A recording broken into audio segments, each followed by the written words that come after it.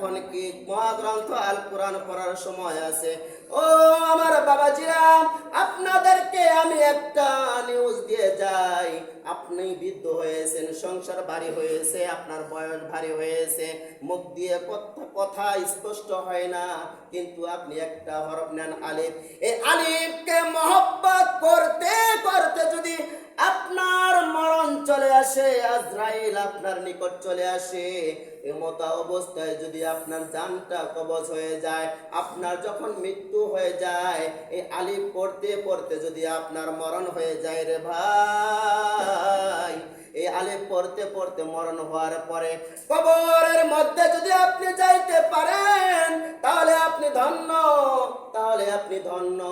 কবরে যে ফেরেশতারা প্রশ্ন করবে তিনটা, তোমার রব কে, তোমার রাসূল কি, কে তোমার দিন কি, আপনি যখন কোনো প্রশ্নের জবাব দিবেন না, আপনার মুখ থেকে যখন শুধু বের হবে আলিফ, আপনার মুখ থেকে যখন বের হবে শুধু আলিফ, ফেরেশতারা যতবার প্রশ্ন করবে ততবার আপনার মুখ থেকে যখন আলিফ বাইর হবে, আলিফ বাইর হবে, আল্লাহ তাআলার ফেরেশতারা হতভম্ব হয়ে যাবে। আল্লাহ তাআলার ওই বান্দাকে ছেড়ে আল্লাহ তাআলার কাছে চলে যাবে ফেরেশতারা। ফেরেশতারা আল্লাহ তাআলাকে যায়া বলবে, আল্লাহ তুমি এমন এক কবরের মধ্যে আমাদেরকে পাঠাইলা, এমন এক বান্দার সওয়াল জবের জন্য আমাকে পাঠাইলা, আমরা সওয়াল জব করি একটা, সে উত্তর দেয় আর একটা, বলি সুবহানাল্লাহ।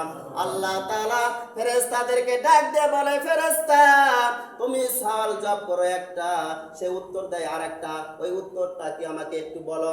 আল্লাহ তাআলার ওই সম্মানিত ফেরেশতারা বলবে, আল্লাহ তোমার ওই বান্দাকে প্রশ্ন করি তোমার রব কে, সে বলে আলিফ। তোমার ওই বান্দাকে প্রশ্ন করি তোমার দিন কি, সে বলে আলিফ। তোমার এই বান্দাকে প্রশ্ন করি তোমার রাসূল কে, নেতাকে, সে বলে আলিফ।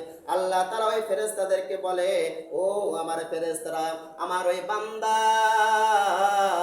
দুনিয়াতে যাওয়ার পরে সারা জীবন সে গুনাহের কাজ করেছে, বদের কাজ করেছে, খারাপ কাজ করেছে, শেষ পর্যায়ে আল্লাহ তাআলার দ্বীনের পথে এসে একটা হরফ শিখেছে আলিফ, আর কিছু শিখে নাই।